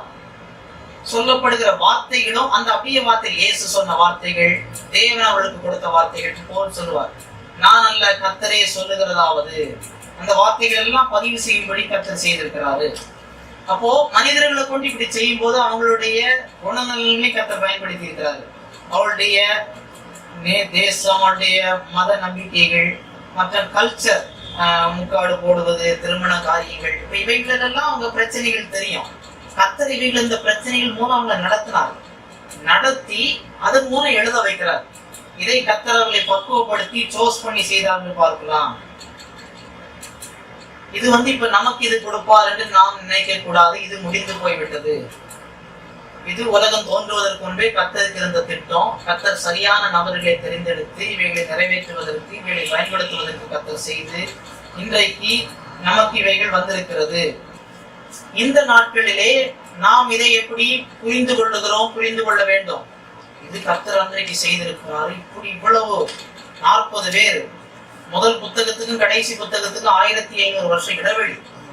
ஆனா ஒரே செய்தி கர்த்தருக்கு மனதில் இருக்கிறது. கரெக்டா காலம் போக போக கரெக்டா வந்துகிட்டே இருக்குது. நாம் இதை என்ன புரிந்து கொள்ளணும்? இன்றைக்கு நாம் இதை எப்படி புரிந்து கொள்ள வேண்டும்? அப்போ ஒரு ஸ்டேட்மெண்ட் நமக்கு இருக்கணும். பொதுவான என்ன ஸ்டேட்மெண்ட் சொல்லுவாங்கன்னா, we believe in the verbal plenary inspiration of scripture, that the Holy Bible is the divine word of God and is the absolute infallible inerrant authority for Christians in the church when literally and accurately interpreted. So இது ஒரு statement, நல்லது ஒரு statement. இது கர்த்தரால் கொடுக்கப்பட்ட வார்த்தை, தேவனிடத்திலிருந்து வந்திருக்கிற வார்த்தை, இன்ஃபாலிபிள், தவறே செய்யாத வார்த்தை. இது கிறிஸ்தவர்களுக்காய் கொடுக்கப்பட்டிருக்கிற வார்த்தை. இவைகளை சரியாய் வியாக்கியானப்படுத்தி சரியாய் வாழ வேண்டும். இது நமக்கு கொடுக்கப்படுகிற ஒரு ஆலோசனையாக இருக்கிறது. இப்போ நாம் இவைகளை கனப்படுத்துவதற்கு கவனமா இருக்க வேண்டும். அப்ப இவைகளை நம்ம இதை புரிந்து கொண்டோம். இதை வியாக்கியானப்படுத்தும் போது அநேக வித்தியாசங்கள் வரும். இதை வியாக்கியானப்படுத்துறதுல ஒரு சின்ன விஷயத்துக்கு எத்தனையோ வியாக்கியானங்கள், பல டினாமினேஷன்ஸ், பல சபைக்குழுக்கள் இருக்கிறது. ஆனால் பலர் இது கர்த்தருடைய வார்த்தைன்னு நம்புகிறார்கள். யெகோவா சாட்சிகள் சொல்றாங்க, என்னது இது மட்டும்தான் கர்த்தருடைய வார்த்தை. ஆனா அவங்க வியாக்கியானம் எப்படி இருக்குது? இயேசு தேவன் அல்ல, அவர் தேவனுடைய குமாரன் மட்டும், முதலாவது படைக்கப்பட்டவர் என்று சொல்லி இருக்கிறார்கள். இதிலே நாம் தேவாவியனுடைய ஒத்தாசையை நாம் அணுக வேண்டும். கிறிஸ்து தான் ஃபைனல் அத்தாரிட்டி, எல்லாவற்றுக்கும் முழுமை, பரம்பொருள், சகல ஞானம், தேவ வார்த்தை, வார்த்தையாகிய கிறிஸ்து, அவர்தான் வார்த்தை. அவரிடத்திலிருந்து பரிசுத்த ஆவியானவர் மூலமா இது நமக்கு கொடுக்கப்பட்டிருக்கிறது. இது நமக்கு புரிய வேண்டும் என்று சொன்னால் அவருடைய ஒத்தாசை நமக்கு வேண்டும். இப்போ இந்த பரிசுத்த ஆவியானவர் தான் இதனுடைய ஆக்கியோனா இருக்கிறார். ஆக்கியோனா இருக்கிறபடினாலே நமக்கு எப்படி இதை சரியான விதத்துல புரிந்து கொள்வதற்கு அவருடைய ஒத்தாசை நமக்கு தேவையா இருக்கிறது. இதுல ஒரு தவறு அநேகர் பண்ணுவாங்க. இதுல இருந்து நான் கரெக்டா கண்டுபிடிச்சிருவோம், அவருக்கு ஒத்தாசை எனக்கு வேண்டாம். பிப்ளியோத்தரி, ஐடோலேட்ரி, அது ஒரு பிப்ளியோத்தரி. அது என்னது? இதுதான், இது மட்டும் சரி, நாம் சரின்னு தான் சொல்லுகிறோம். ஆனால் கிறிஸ்து முழுமையான வார்த்தை, தேவனிடத்திலிருந்து வந்தது, சகலமும் அவருக்கு தெரியும். இதுல நமக்கு புரியாதது அநேகம் உண்டு. அப்ப இது புரிய வேண்டும் என்றால் அவருடைய ஒத்தாசை வேண்டும். அது இல்லாமல் இதை ஆராய்ந்து ஆராய்ந்து ஆராய்ந்து நான் படித்திருக்கிறேன், நான் பண்டித்துவம் பெற்றிருக்கிறேன், இதுக்கு கிரேக்க பதம் அப்படியாகும் இப்படியாகும், அதனால இது இதாகும் இதாகும் என்று அந்த ஒரு ஐடோலேட்ரி கூட நம்ம போய்விடக்கூடாது. தேவனுடைய வார்த்தை தேவனுக்கு மேல் நாம் உயர்த்தக்கூடாது. அவர் கொடுத்ததுதான், அவரிடத்திலிருந்து வெளிச்சத்தை பெற்றுக்கொண்டு நாம் இதை புரிந்து கொள்ள அறிந்திருக்க வேண்டும். அப்போ நான் முன்னமே சொன்னேன், மூல பிரதிகள் மட்டுமே தேவனால் கொடுக்கப்பட்டிருக்கிறது. இன்றைக்கு எந்த மூல பிரதிகளும் இல்லை. அப்போ இப்போது நான் படிக்கிற இந்த மொழிபெயர்ப்புகளும் தேவனால் கொடுக்கப்பட்டது என்று ஏற்றுக்கொள்ள வேண்டுமா என்று சொல்லி ஒரு கேள்வி வருகிறது. என்று சொன்னால் ஆம் என்று நாம் சொல்லலாம். ஏன் என்று சொன்னால் இன்றைக்கு அநேக மனுஸ்கிரிப்ட் நமக்கு கிடைத்திருக்கு. 24,000 மனுஸ்கிரிப்ட் கிடைத்திருக்கு. நியூ டெஸ்டமென்ட் கிடைத்திருக்கிற மனுஸ்கிரிப்ட்களை பார்க்கும்போது ஒரு 0.5% தான் வித்தியாசம் வருகிறது. அதுவும் உபதேசம் சார்ந்த வசனங்கள்ல எந்த குழப்பமுமே கிடையாது. உபதேசம் சார்ந்ததுல எந்த பிழைப்புமே இல்லை. அந்த பிரதிகளுக்குள்ள 99.5% மேல் சரியானதுதான் இருக்கிறது. ஆனப்படினாலே இவைகளை நாம் சொல்லலாம், இவைகள் நாம் படிப்பதற்கு தகுந்தவைகளாய் இருக்கிறது. ஏன் ஆண்டவர் இந்த தேவனே ஒரு இன்னொரு கேள்வி வருகிறது, ஏன் அந்த 40க்கு மேற்பட்ட நபர்கள் மூலமாய் தேவன் அவர்களுக்கு சுவாசத்தை கொடுத்து இதை எழுத வைத்தார்கள், ஏன் காணாமல் போய்விட வேண்டும், ஏன் தொலைந்து போய்விட வேண்டும் என்று பார்க்கும்போது நமக்கு தெரியாது, ஒன்று கூட கிடைக்கல. அப்போ அநேகரத்தை கிறிஸ்தவத்திற்கு எதிரான உள்ளவர்கள் கேட்கிறது, உங்களுடைய மத கிரந்தம் தேவனால் கொடுக்கப்பட்டதா இருந்தால் மூல பிரதி ஒண்ணு கூட கிடைக்கலையே, அப்படி என்றால் என்னன்னு கேட்கிறாங்க. அப்படின்னா காணாம போயிட்டு தேவன் தடுத்திருக்கலாமே, இன்றைக்கு வரை வைத்திருக்கலாமே என்று சொல்லுகிறார்கள். அதனுடைய பதில் என்ன என்று சொல்லி பார்க்கும். முதலாவது, மூல பிரதிக்கும் மொழிபெயர்ப்பு செய்த பிரதிக்குள்ள வித்தியாசத்தை இப்ப கண்டுபிடிக்க முடியாது. எல்லாம் பைபிளை காப்பி பண்றது ஒரு பெரிய ப்ராசஸ். சிறு தவறு கூட வராது. அப்படி எழுதுவாங்க, அவ்வளவு மதிப்பு கொடுத்து கைகளை கழுவி விட்டு எழுதுவாங்க. அதுலயும் தேவனுடைய வார்த்தை திருப்பி வச்சுட்டு கையை கழுவிட்டு எழுதுவாங்க. அப்படிதான் பைபிள் எழுதுனதவங்க. இது ஒரு ஆச்சரியமான காரியம். அதனால நமக்கு மூல பிரதிக்கும் பிரதி எடுக்கப்பட்டதுக்கு வித்தியாசம் தெரியல. இன்னொரு பக்கம், ஒருவேளை தேவன் தொலைய செய்திருந்தாலும் அது நன்மைக்காக தான். ஒருவேளை இன்றைக்கு மூல பிரதியை கண்டுபிடிச்சிட்டான்னு வைப்போமே, என்ன செய்திடும், அதை விக்கிரகம் ஆக்கிடுவோம், பூசை வச்சிருவாங்க. இது தேவ வார்த்தை சொல்லி என்ன செய்வோம், அதுக்கு பூஜை, அதுக்கு நமஸ்காரம், பைபிளுக்கு வணக்கம் ஆயிரும். இன்றைக்குமே பைபிளுக்கு வணக்கம் செய்ய சொல்லாது, பைபிள் சொன்னதை செய்யதான் சொல்லி இருக்கிறது. அது பெரிய வணக்கம். நம்ம பழைய ஏற்பாட்டில் ஒரு சம்பவத்தை படிக்கிறோம். மோசே போல என்ன செய்தாங்க, தூபம் காட்ட ஆரம்பித்து விட்டார்கள். இன்னொன்று, ஒருவேளை அது இருந்தால் அதை திருத்தம் செய்வதற்கு வாய்ப்பு இருக்கிறது. ஒருவேளை ஒண்ணு கிடைச்சிட்டு வைப்போம், நமக்கு கிடைக்கிறதுக்கு முன்ன துர்போதனைக்காரன் தவறான போதனை செய்கிறவன் கிடைச்சி மாத்திட்டான்னு சொன்னா ஏதாவது சில கிழிச்சு அது சரி குழப்பம். அதனால அது ஒன்றுமே நடக்க கூடாதுன்னு சொல்லி கர்த்தர் எல்லாவற்றையும் செய்திருக்கிறார். ஆனபடினாலே இது ஒரு பிரச்சனையே அல்ல. இப்போ நமக்கு வாழ்க்கையில நாம் எப்படி புரிந்து கொள்ளணும்னு பார்த்துட்டோம். நமக்கு வாழ்க்கையில 40 பேரை கொண்டு கர்த்தர் செய்திருக்கிறது. இது எப்படி? அதற்கு முன்னாடி ஒரு காரியம் சொல்றேன். இதுக்கு ஆதாரம் உண்டா? பைபிள் தேவனால் கொடுக்கப்பட்டது என்பதற்கு ஆதாரம் உண்டா? நம்ம இவ்வளவு ஒரு ப்ராசஸ சொல்றோம், என்ன ப்ரூஃப் இருக்குன்னு சொல்லும் போது, முதலாவது ஃபுல்ஃபில்டு ப்ராபசி, நிறைவேறின தீர்க்க தரிசனம். எத்தனையோ தீர்க்க தரிசனங்கள் இருக்கிறது, அதிலே பல பல நிறைவேறி விட்டது. இயேசுவின் முதல் வருகையை பறித்தே 300 கிட்ட இருக்கிறது. அத்துணையும் துல்லியமாய் நிறைவேறி இருக்கிறது, ஒருவனும் எதிர்த்து பேச முடியாத விதத்திலே. மட்டுமல்ல, the unity of scripture, 40 பேருக்கு மேல 1600 ஆண்டு கால இடைவெளியிலே ஒருவரை ஒருவர் அறியாதவர்கள், 3 கண்டங்களை சார்ந்தவர்கள், புதிய பலதரப்பட்ட தொழில் செய்தவர்கள், மேய்ப்பராய் இருந்தவர்கள், மிலிட்டரி லீடராய் இருந்தவர்கள், ராஜாவாய் இருந்தவர்கள், பழம் பறிக்கிறவர்களா இருந்தவர்கள், மீன் பிடிக்கிறவர்களா இருந்தவர்கள், பிரதம மந்திரிகளா இருந்தவர்கள், வரி வசூலிப்பவர்கள், மருத்துவர்கள், ரவிகள், இப்பேற்பட்ட பலதரப்பட்ட மக்கள் எழுதியும் ஒரே செய்தியை சொல்லுது. இன்னைக்கு நம்ம பார்க்கும்போது ஒருத்தன் எழுதுற புக்கிலேயே அடுத்த சாப்டர்ல வித்தியாசமா எழுதுறாரு. ஒரு புக்கிலே அத்தனை தப்பு இருக்கும். ஒருத்தன் எழுதுற புக்கு அவன் எழுதுறதுலயே அவன் கருத்தையே சரியா சொல்ல முடியாம பக்பச்சனதை மாத்தி இங்க எழுதுவான். அப்படி இருக்கும்போது இப்போ குரான் யார் எழுதுனா? ஒரே ஒரு ஆள். யார் எழுதுனது? குரான் என்னது? சயீன் பின் தபீத். முகமது எழுத தெரியாது. அவரு சொல்ல சொல்ல சபீன் பின் தபீத் முகமதுக்கு மாமனார் அபூபக்கர், அவங்க கைடன்ஸ்ல தான் இது எழுதுனது. ஒரே ஒரு ஆள் எழுதுனது. சிலர் சொல்றாங்க என்னன்னா, குரான்ல இயேசுவை உயர்த்தி சில இடத்துல வரும், இயேசுவை மட்டுப்படுத்தி வரும். அதனால சொல்றது என்ன, சிலர் சொல்றது முகமது இயேசு உயர்த்தி தான் சொன்னார், ஆனா முகமது எழுத தெரியாது, எழுதினவர்கள் மாற்றம் செய்தார்கள் என்று சிலர் சொல்லுகிறார்கள். எப்படி இவங்க எழுதி வச்சதா கிபி 650 சில அரபிய பண்டிதர்கள் ஒன்று சேர்ந்து குரானாய் மாற்றி விட்டார்கள். ஒரே மனுஷனுடைய செய்தி, அதிலேயே பல குளறுபடிகள் இருக்கிறது, கோளாறுகள் இருக்கிறது. ஆனால் பைபிள் 1600 ஆண்டுகால இடைவெளியிலே முன்பின் அறியாதவர்கள், தெரியாதவர்கள், பார்க்காதவர்கள், பேசாதவர்கள் எழுதியும் ஒரே செய்தி கொடுக்க தேவனால் வந்தது. அதைவிட முக்கியமான காரியம், பைபிள்ல செய்தி வரும்போது அவனுக்கு கிரேட்னஸா இருக்கும், வீக்னஸா இருக்கும். மோசேனுடைய வெற்றிகள், அவருடைய காரியங்கள், அவர் ஜெயித்தது எல்லாம் இருக்கும். கடைசியில மோசே இந்த இடத்தில் தவறு செய்தார். தாவீது மிகப்பெரிய ராஜா, தேவனுடைய இதயத்திற்கு ஏற்றவர். ஆனாலும் பத்சேபாளுடைய விஷயத்தில் இப்போ தேவனுடைய பார்வையில பார்க்கும்போது அது சரின்றது சரி, தவறுன்றது தப்பு.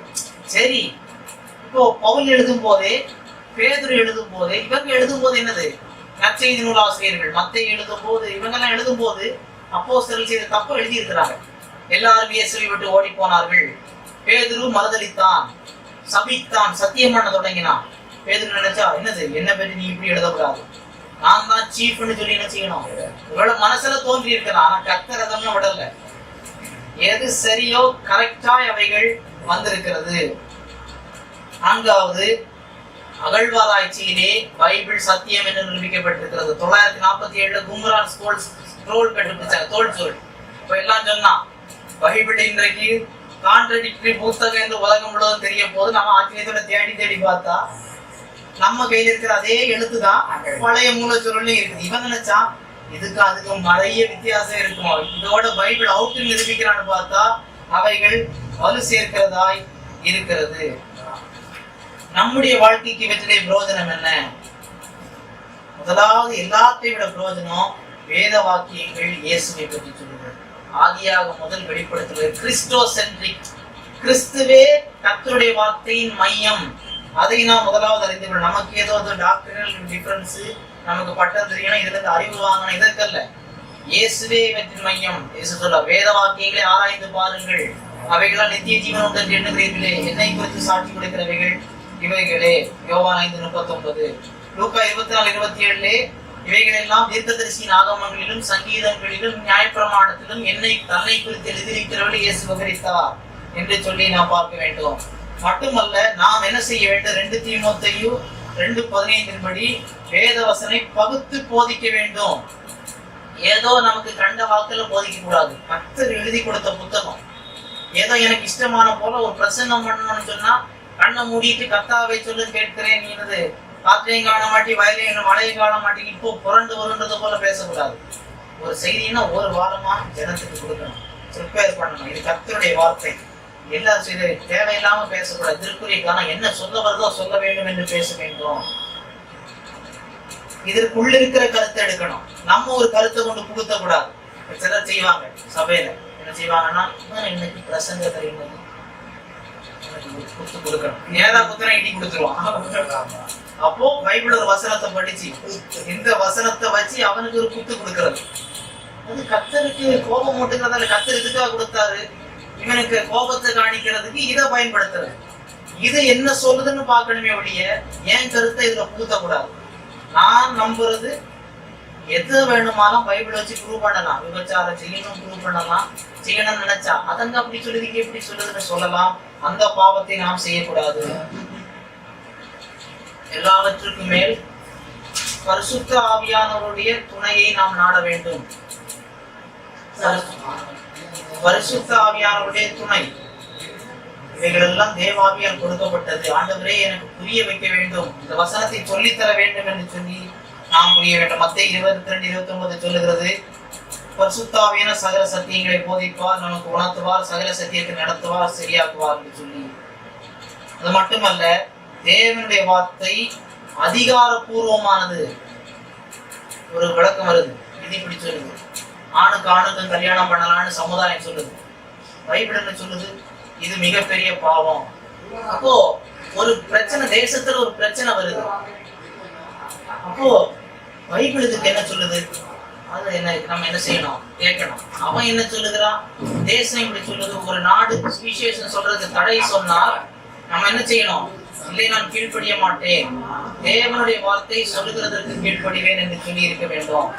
இயேசு வந்து இந்த சோதனையிலும் பிசாசிடம் சொல்லுவார். என்ன சொல்லுவாரு? இப்படி எழுதப்பட்டிருக்கிறது, நீ எப்படி சொல்லு, அப்பத்த கல்லாமா கல்ல அப்பமா மாற்று சொல்லுவ, ஆனால் இவைகள் எழுதப்பட்டிருக்கிறது, அதுதான் ஃபைனல். ஆனபடினாலே அதை மாற்ற முடியாது. இயேசுவே சொல்றாரு என்று எழுதப்பட்டிருக்கிறதை இயேசுவே சொல்லும் போது நம்ம மாற்றலாமா? சாத்தானு கிட்ட சொல்றாரு, சாத்தானி நீ சொல்ற கல்ல அப்பமா மாற்றணும், கேட்க நல்லாதான் இருக்குது. ஆனா இந்த வேத வாக்கியம் என்ன சொல்லுது? மனுஷன் 54 மாத்திரம் அல்ல, தேவனுடைய ஒவ்வொரு வார்த்தையால் பிழைப்பான் என்று எழுதி இருக்கிறதே. 3 தடவை சொல்ல என்று எழுதி இருக்கிறதே, நாம் அதை அறிந்து கொள்ளணும். வேத வாக்கியமும் முறிக்கப்படாததா இருக்க, யோவான் 10:35 இவைகளே கடைசியானது. மட்டுமல்ல, நமக்கு வழி நடத்தக்கூடியது. ரோமர் 15:4, 1 கொரிந்தியர் 10:11 நம்முடைய போதனைக்காய் போல் சொல்லுவார். இந்த காரியங்கள் எல்லாம், யூதர்களுக்கு சம்பவித்த காரியங்கள் எல்லாம் அவங்க வனாந்தரத்துல எல்லாம் உங்களுக்காக எழுதப்பட்டிருக்கு. 2 தீமோத்தேயு 3:14, 2 தீமோத்தேயு 3:14, 2 தீமோத்தேயு 3:15 இவைகள் எல்லாமே நம்முடைய இன்ஸ்ட்ரக்ஷன், நமக்காக எழுதப்பட்டிருக்கிறது. நம்மை பற்றி எழுதப்படல, நம்ம பற்றி பைபிள்ல இல்லை, என்ன பற்றி இல்லை. ஆனா எனக்காக எழுதப்பட்டிருக்கு. நம்ம உணர்ந்து கொள்ள, உணர்ந்து கொண்டான்னா எனக்காக இந்த புக்கு ஒரு தேவன் எழுதி தந்திருக்கிறான்னு நம்ம எவ்வளவு இதை படிப்பாங்க. அந்த எண்ணம் ஜனங்களுக்குள்ள இல்லை. எவனுக்கோ எழுதுனது, எவனோ எழுதுனது, எனக்கு என்ன, நமக்கு இது கொடுக்கப்பட்டிருக்கிறது, நமக்காய் கொடுத்திருக்கிறார் என்று சொல்லி நாம் புரிந்து கொள்ளும் போதுதான் அடுத்தவர்களுக்கு கொடுப்போம். உற்சாகம் அளிக்கக்கூடியது. ரோமர் 15வது அதிகாரம் அதனுடைய 4வது வசனம். ரோமருடைய புத்தகம் அதனுடைய 15வது அதிகாரம் அதனுடைய 4வது வசனம். தேவ வசனத்தினால் உண்டாகும் பொறுமையினாலும் ஆறுதலினாலும் நாம் நம்பிக்கையுள்ளவர்களும்படிக்கு முன்பு எழுதியிருக்கிறவைகள் எல்லாம் நமக்கு போதனையாக எழுதியிருக்கிறது. எல்லாம் நமக்கு போதனையாக எழுதியிருக்கிறது. எதுக்கா? நம்ம நாசமா போகணும்னு அல்ல, கெட்டு போகணும் அல்ல. எதுக்கு? பொறுமை, ஆறுதல். நாம் நம்பிக்கை நமக்கு ஒரு ஆறுதலை கொடுக்குது. உபத்திரவமா, கவலைப்படாத, கொஞ்ச காலம்தான், எல்லாம் மாறப்போகிறது, கொஞ்சம் பொறுமையோடு இரு, கர்த்தர் தரப்போகிறார். இப்போ பைபிள்ல இவ்வளவு காரியங்களை பார்த்துட்டோம். கடைசியாக மற்ற மத கிரந்தங்கள்ல இப்படி இருக்கக்கூடாதா?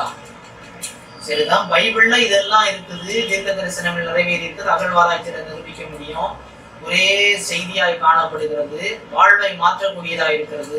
இன்றைக்கு இந்த தேசத்துல பைபிள் படி நடந்தா கெட்டு போக மாட்டான், தேசம் நன்றா இருக்கும், எல்லாம் சரிதான். இந்த பைபிள் மட்டும்தான் தேவனால் கொடுக்கப்பட்டதா? சிலர் இதுவரை ஏற்றுக்கொள்வாங்க, சரிதான் நீங்க சொல்றது சரிதான், பைபிள் சொல்றது சரிதான், நாங்க ஏற்றுக்கொள்றோம். ஆனா மற்ற புத்தகங்கள் என்ன இருக்குது? தேவனுடைய வார்த்தை இருக்குது, எல்லா ஆறுகளும் ஒரே கடலில் கலக்கிறது, நீங்கள் படிக்காமல் சொல்லக்கூடாது என்று சொல்லி இதுல நல்லது இருக்குது, ஆனா பலதுலயும் நல்லது இருக்குது என்று சொல்லி சொல்லுகிறார்கள். இதனுடைய முடிவு என்ன? நான் ஏற்கனவே சொன்னது போல தேவன் தான் இருக்கிறேன் என்பதை நிரூபிக்க விரும்பவில்லை, அவர் செய்யவும் இல்லை. அதே போல தன்னுடைய வார்த்தை சத்தியமே என்பதை அவர் திரும்ப திரும்ப சொல்லவும் இல்லை, நிரூபிக்க முன்வரவும் இல்லை. அவருக்கு தெரியும் இது சரின்னு, அது நிலைநிறுத்திக் கொள்ள வல்லமை உள்ளது. இதை காப்பாற்றிக் கொள்றதுக்கு இன்னொரு காரியங்கள் எல்லாம் செய்து இதை செய்ய வேண்டும் என்று சொல்லவில்லை. வேறு மத கிரந்தங்கள்லையும் உண்மை இருக்குதுன்னு வைத்துக் கொள்வோம், வேறு மத கிரந்தங்களில் உண்மை இருக்குன்னு வைத்துக் கொள்வோம். நாம் புரிந்து கொள்ள வேண்டியது, தேவன் முரண்பாடு உள்ளவர் அல்ல. அவர் இங்க ஒரு காரியத்தை சொல்லிட்டு கொஞ்ச நேரம் கழிச்சு மாத்தி சொல்றதுக்கோ அவருக்கு போதனையே மாற்றி பேசுவதற்கோ அவர் செய்ய மாட்டார். தீத்து 1:2 எபிரேயர் 6:18 நாம் பார்க்கும்போது தேவனுடைய வார்த்தையிலே முரண்பாடுகளே கிடையாது என்று சொல்லி பார்க்கிறோம். அப்போ வேறு புத்தகங்களில் தேவன் அருளி இருந்தால் இந்த பைபிள்ல என்ன போதனை வருகிறதோ அதே போதனை தான் எங்க வரணும், அந்த புத்தகத்திலே வரணும். ஏன்னா தேவன் முரண்பாடு செய்ய மாட்டார். இன்னொரு புத்தகத்தையும் தேவன் தூண்டுதல் கொடுத்திருப்பாருன்னா இதே பைபிள்ல என்ன மெசேஜ் வந்திருக்குதோ இதே செய்தி வள்ளியும் புள்ளியும் மாறாமல் வந்திருக்கணும். மாறி வந்தது என்று சொன்னால் தேவாவினால் கொடுக்கப்பட்டது அல்ல என்று சொல்லி நாம் நிரூபித்து விட முடியும். ஆனால் வருத்தத்திற்குரிய காரியமாக வேறு எந்த புத்தகத்திலும் பைபிளில் உள்ள மொத்த செய்தி இல்லவே இல்லை. சில செய்தி இருக்குது, ஒரே ஒரு தேவன் தான் உண்டு என்று இருக்குது, பரலோகம் உண்டு நரகம் உண்டு சிலது மட்டும் இருக்கிறது. ஆனால் பைபிளுக்கு எதிரான முரண்பாடான காரியங்கள் மற்ற அனைத்து மத கிரந்தங்களிலும் இருக்கிறது. இதற்கு பொருந்தாத, இதை ஏற்றுக்கொள்ள மறுக்கிற மற்ற அநேக மத கிரந்தங்கள் இருக்கிறது. ஆனபடினாலே முரண்படுகிறது. மற்ற மத கிரந்தங்கள் பைபிளுடைய போதனைக்கு பல காரியங்கள் முரண்படுவதனாலே தேவன் முரண்பட மாட்டார் என்ற போதனை அடிப்படையிலே நாம் பார்க்க முடியும். பைபிள் சொல்கிற 1 தெசலோனிக்கர் 5:21 எல்லாவற்றையும் சோதித்து நலமானதை பற்றி கொள்ளுங்கள், தேவன் பொய் சொல்ல மாட்டார், முரண்பாடாய் பேச மாட்டார். ஆனால் தேவனுடைய வார்த்தை என்று சொல்லுகிற மற்ற அநேக புத்தகங்கள் முரண்பாடுடையவர்களாக இருக்கிறது, பைபிளுக்கு எதிரான காரியங்களை பேசுகிறது. சில உதாரணங்களை சொல்லுகிறேன். குர்ஆன் சொல்லுகிறது, சூரா 4:171 மற்றும் 23:91 தேவனுக்கு குமாரன் இல்லை என்று சொல்லுகிறது. God has no son, தேவனுக்கு குமாரன் இல்லை. ஆனா பைபிள் சொல்லுகிறது தேவனுடைய ஒரே பேரான குமாரன் இருக்கிறார், மத்தேயு 26:அதிகாரம். அப்போ அதுக்கு முரண்பாடா இருக்குது. ஆனபடினாலே பைபிள் தான் தேவனால் கொடுக்கப்பட்டு நிலைநிறுத்தி விட்டோம், அது தேவனால் கொடுக்கப்பட்டிருக்க முடியாது. அதே போல மோர்மோன் புத்தகம் சொல்லுகிறது, மொரோனி 8:8 8:8 சொல்கிறது, குழந்தைகள் பாவிகள் அல்ல. குழந்தையா இருக்கிறதெல்லாம் பாவியே கிடையாது. ஆனா பைபிள் சொல்லுகிறது பிறக்கும் போதே பாவியாய் தான் பிறக்கிறான்.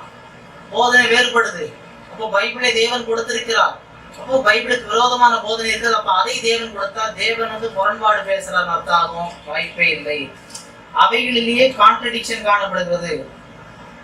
அந்த புத்தகங்களில் பைபிளிலே நாம் பார்க்கிறோம், கான்ட்ரடிக்ஷனே அல்ல. அநேகர் சொல்லுகிறார்கள், ஆனால் எந்த குறைபாடுகளும் பைபிள் அல்ல.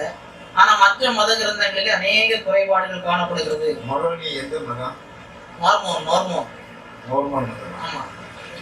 சூரா 3:45 சொல்லுகிறது, இயேசு தேவனோடு பரதேசியில் இருப்பார்னு சொல்லுது.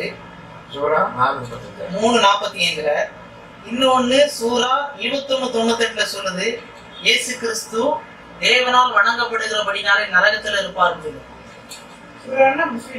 சாப்டர்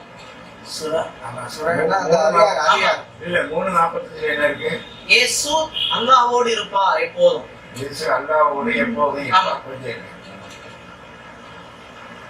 இது 3:21 சொல்லுது, அவர் வணங்கப்படுகிறபடியினால் இயேசு வணங்கப்படுகிறார். ஆமா, நரகத்திலே இருப்பார் என்று சொல்லி இயேசுன்ற பேர் அதுல வராது. அதுக்கு முன்ன என்ன வரும்னா, கிறிஸ்தவங்க எல்லாம் கடவுளுக்கு குமாரன் இருக்குன்னு சொல்லி குமாரனை வழிபடுறாங்க. அப்படி வழிபடுகிறவர்களும் வழிபடுகிற அந்த நபரும் நரகத்திலே இருப்பார். இயேசு கிறிஸ்து. ஆனபடினாலேதான் இதிலே பல குழப்பங்கள் இருக்கிறது என்று சொல்லி நாம் பார்க்கிறோம். தங்களுக்குள்ளே குழப்பங்களே இருக்கிற இந்த புத்தகங்கள் தேவனுடைய வார்த்தைக்கு என்றைக்குமே சமமே ஆகாது. கொலோசியர் 2:8 சொல்லுகிறது, மனிதர்கள் கட்டுக்கதைகளுக்கு சாய்ந்து போகும் காலம் வரும். இவைகளெல்லாம் நாம் பாதுகாத்துக் கொள்ள வேண்டும். இதில் 2 ஒன்றை நாம் தெளிவுபடுத்த வேண்டும். ஆமா. இப்போ இன்னும் சில உதாரணங்களை சொல்லணும்னு சொன்னா, படைப்பை பற்றி சொல்லும்போது பைபிள் சொல்லுகிறது, எல்லாம் படைக்கப்பட்ட பிறகு மனிதனை கர்த்தர் நேர்த்தியாய் படைத்தார் 6 நாட்களிலே. குர்ஆன் சொல்லுகிறது, அல்லாஹ் எல்லாவற்றையும் படைத்தார் என்று சொல்லிவிட்டு சொல்லுகிறது, மனிதன் முதல்ல பரதேசியில அங்க இருந்தான், பாவம் செஞ்சவரை அங்கே தூக்கி கீழே போட்டாருன்னு சொல்லுகிறது. இது பைபிளுக்கு போதனைக்கு முரண்பாடானது. மோர்மோனுக்கு வேதம் சொல்லுகிறது, மனிதனை கடவுள் பூமியிலே படைத்தார், அதுக்கு மேல ஆவியாட்டு தேவனோட மனிதன் எல்லாம் அழகா சஞ்சரித்திருக்கிறான்னு சொல்லு. இது பைபிளுக்கு எதிரானது. ஆனபடியிலே இவைகள் தவறு. இயேசுவை பற்றி பைபிள் சொல்லுது, இவரே ஒரே பேரான தேவகுமாரன், மனித அவதாரத்தில் வெளிப்பட்ட கர்த்தர் என்று சொல்லுகிறது. குர்ஆன் சொல்லுகிறது, அல்லாஹ் இயேசு கிறிஸ்துவை படைத்து யூத ஜனங்களுக்கு தன்னுடைய தீர்க்கதரிசியை அனுப்பி இருக்கிறார். அவர் பாவம் இல்லாதவர் என்று சொல்லுகிறது, ஆனால் தேவன் அல்ல என்று குர்ஆன் சொல்லுகிறது.